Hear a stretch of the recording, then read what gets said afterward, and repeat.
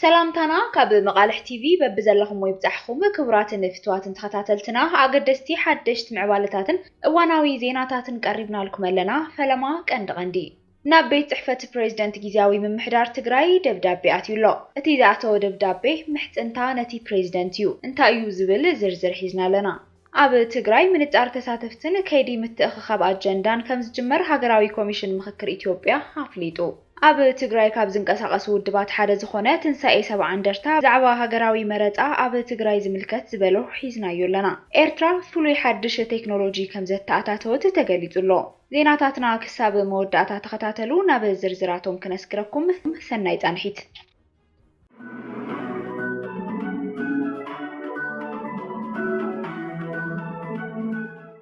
ናብ ቤት ጽሕፈት ጊዜያዊ ምምሕዳር ትግራይ ደብዳቤ ኣትዩሎ ንውድብ ባይቶና መልኪቱ ካብ መረፃ ቦርድ ዝጸሓፈሉ ደብዳቤ ከተግብሩ ተሓቲቱ ዘሎ ብሽም ባይቶና ዝግበር ዘሎ ምጭብርባር ሕጋዊ ይኮነን ሕግን ስርዓትን ክኽበር ይግባእ ክብል ወሲኹሉ ውድብ ብሄራዊ ባይቶና ዓባይ ትግራይ ምክትል አቦ ወንበረቲ ውድብ ዝኾነ አቶ ዮሴፍ በርሀ ለምለም ኣብ ህሉ ኩነታት ውድቡ ኣመልኪቱ ኣብ ስሩዕ ገጽ ማሕበራዊ ሚድያ ኣብ ዝሃቦ መብርሂ ውድቡ ኣመራርሕኡ ኣመዕራርዩ ኣብ ሕጋዊ ቃልሲ ካብ ዝጽመድ 1 ዓመትን 10 ኣዋርሕን ከም ዝሕለፈ ኣዘኻኺሩ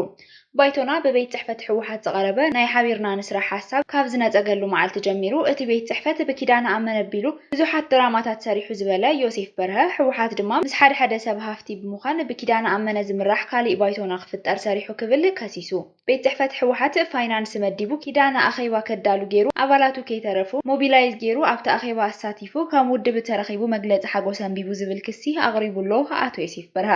ኣብዚ ኸይዲ ቢሮ ሰላምን ጸጥታን ትግራይ ፖሊስ ኮሚሽን ክልል ትግራይ ቤት ጽሕፈት ምምሕዳር ከተማ መቐለ ቤት ጽሕፈት ፖሊስ ክፍለ ከተማ ሓድነትን ተሓባበርቲ እዮም ክብል ወሲኹ እቲ ምክትል አቦ ወንበር ነቒፉ ሚድያታት ዘይሕጋዊ ክብል ዝገለጾም እን ኪዳና ኣመነ ዝመስረትዎ ባይቶና ዝግበር ፖለቲካዊ ምንቅስቓስ ካብ ምግዋሕ ቁጠባ ድማ አቶ ዮሴፍ ሚዕዱ ጊዜያዊ ምምሕዳር ትግራይ ድማ ሕጊ ምዝገባን ምንቅስቓስ ውድባት ፖለቲካን ከኽብር ክሰርሕ እዩ ተሓሳሲቡ ኣተሓሒዝና ፕሬዝደንት ጊዜያዊ ምምሕዳር ትግራይ ጀነራል ታደሰ ወረደ ቅድሚ 2 ሰሙን ናብ አዲስ ኣበባ ዝገበሮ ፍሉይ ጉዕዞ ምስ ቦርድ መረፃ ኢትዮጵያ ኣብ ጉዳይ ሕጋውያን ፓርቲታት ትግራይን መረፃን ክግበሩ ዘለዎም ምድላዋትን ምጣር ኣኻሊ ኩነታት ዘትዩ ነይሩ እዩ ኣብ ዝቕጽል ዘሎ ወርሒ ጉንበት ሃገራዊ መረፃ ኢትዮጵያ ኣብ ትግራይ እውን ክካየድ እዩ ኣይካየድን ንምፍላጥ ኣብ ውሽጢ 2 ሰሙን ነቲ ቦርድ መረፃ መልሲ ከም ዝወሃብን ታደሰ ወረደ ቃል ኣትዩን መቐለት መሊሱ ነይሩ ዛጊድ ግን ልዕሊ 2 ሰሙናት ግዜ ሓሊፉ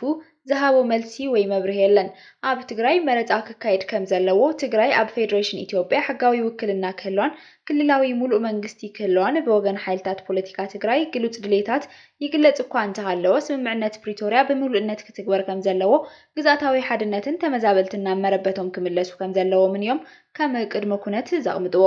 ካብ መፈለምታ ወርሒ ጥሪ 2018 ጀሚሩ ኣብ ትግራይ ምንጻር ተሳተፍትን ምትእኽኻብ ኣጀንዳን ከም ዝጅምር ሃገራዊ ኮሚሽን ምክክር ኢትዮጵያ ኣፍሊጡ እቲ ኸይዲ ምክክር ኣብ ዝተመደበሉ ሰደቓ ግዜ ክሳለጥ ኩሎም መዳርግቲ ኣካላት ግቦም ክፍጽሙ ድማ እዩ ፀዊዑ ዘሎ እዚ ድማ ኣብ ቀረባ እዋን ጉጅለ ልኡኽቲ ኮሚሽን ናብ መቐለ ተጓዒዙ ዝምልከቶም ጊዜያዊ ኣመራርሓ ጊዜያዊ ምምሕዳር እቲ ክልልን መዳርግቲ ኣካላትን ንምዝታይ ኣብቲ ክልል ከይዲ ዘተ ንምጅማር ዘኽእል ልዝብ ምግባሩ ኣዘኻኺሩ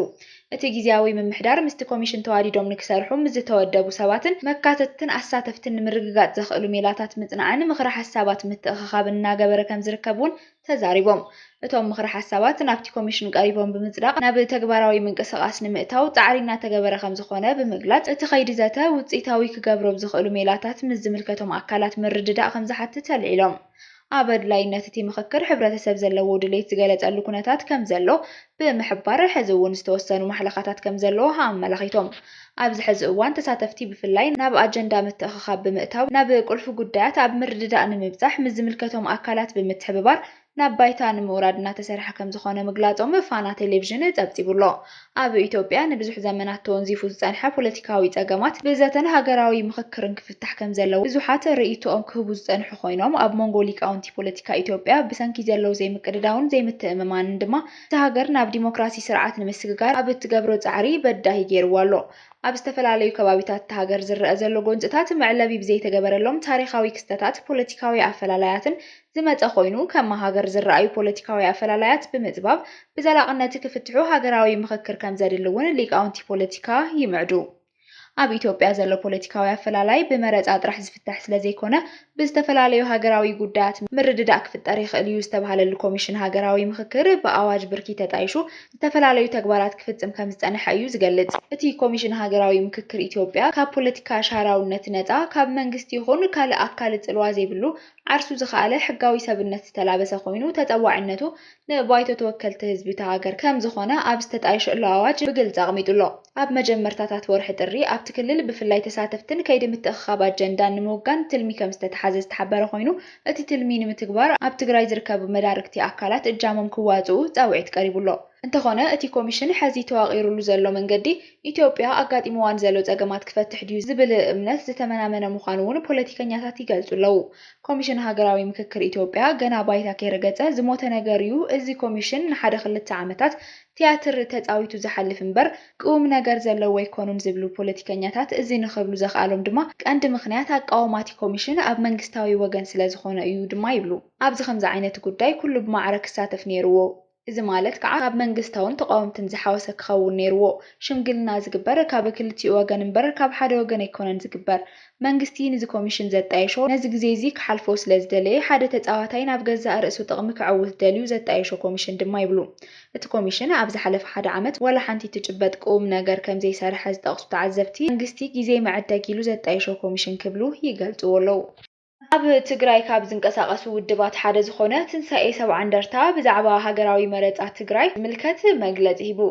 ኣብ ትግራይ ናይ ምምራፅ መሰሎም ከይጥቀሙ ብሓይሊ ዓፊኑ ዝሓዘ ሓይሊ ይኾኖ ክበሃል ይግባእ ክብሉ መስራትን ርክብ ህዝብን ፓርቲ ትንሳኤ ሰብዓ እንደርታ ኣይተ ኣብርሃም ጽጌ ገሊጦም። ኣይተ ኣብርሃም ምስ ጋዜጣ ወጋሕታ ኣብ ዝነበሮም ጻንሒት መረፃ ንምክያድ ዘኽእል ኩነታት ናይ ምፍጣር ሓላፍነት ዋላ እኳ ብዓብይኡ ናይ መንግስቲ ተኾነ ኣብ ትግራይ ግን ህዝባዊ ተጠዋዕነት ዘለዎ መንግስቲ ብዘይ ምህላው ናይ ምምራፅን ሕገ መንግስታዊ መሰል ህዝብና ክረጋገጽ ህዝቢ ፖለቲካዊ ውድባት ሲቪክ ማሕበራትን ካልኦትን ዝድለ ጸቕጢ ክፈጥሩ ናይ ምምራፅ መሰሎም ከይጥቀሙ ብሓይሊ ዓፊኑ ዝሓዘ ሓይሊ ክልልና ካብ ምብታን ንምድሓን ህዝቢ ትግራይ ሕድሕዱ ሓድነት ሃልይዎ ጠንካራ ዝኾነ ትግራይ ምፍጣር የድሊ ዝበሉ ኣይተ ኣብርሃም ፓርቲና ግቡኡ ንክፍጽም ኣድላይ ዘበሉ ምድላዋት ኣብ ምግባር ይግነ ክብሉ ኣብሪሆም። ህዝቢ ትግራይ ንዓመታት ብዘይ መረፁ ሓይሊ ብሓይሊ እናተረገጸ ኣደዳ ስደትን ሞትን ካብ ምዃን ሓሊፉ ናብ ዘይደልዮ ኩናት ከኣቱ እናተገበረ ጸኒሑ እዩ ድሕሪ ምባል ወሲኾም ድማ ህዝቢ ይኾነኒ ኢሉ ብዝመረፆ ውድብ ክምራሕ ይግባእ ክብሉ ሓቢሮም።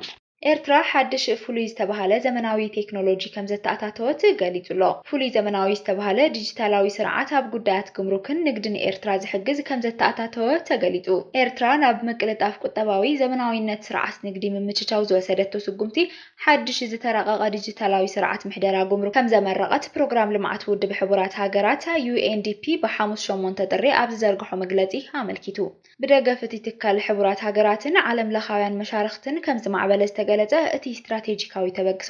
ነቲ ካብ 2007 ነትሒዙ ኣብ ስራሕ ዝጸንሐ ኣግባብ ኣሰራርሓን ሶፍትዌርን ሙሉእ ብሙሉእ ናብ ዘመናውን ተዓጻጻፍን ዲጂታላዊ መድረኽ ዝትክእ ምዃኑ እቲ ሓበሬታ ረዲኡ። ብኣስኩዳ ወርልድ ዝፍለጥ ሓድሽ ስርዓት ብዋዕላ ሕቡራት ሃገራትን ንግድን ልምዓትን ዝተዳለወ ክኸውን እንከሎ ኣብ ልዕሊ 100 ሃገራት ኣብ ስራሕ ዝኣተወ እዩ። እዚ ብውድብ ሕቡራት ሃገራት ዝተዳለወ ስርዓት ኣስኩዳ ኣብ መርበብ ሓበሬታ ዝተመርኮሰ ሃገራት ስርዓት ግምሩክ ንከመሓይሻን ዘመናዊ ንክገብራን ዝሕግዝ እዩ። እዚ ድማ ነቲ ዝጸንሐ ኣብ ወረቐት ዝተመርኮሰ ኣሰራርሓታት እዩ በዓል መዚ ግምሩክ ሰደድን መተሓላለፍን ብዲጂታላዊ ኣገባብ ከሰላስል ይኽእሎ። ዝኸበርኩም ብተኸታተልቲ ዜናታትና ነዚ ሰዓት ዝበልናዮም ሓደሽቲ ምዕባለታትን እዋናዊ ዜናታትን ኣብዚ ዛዚልና ኣለና። ንምክትታልኩም ነመስግን። ሰላም።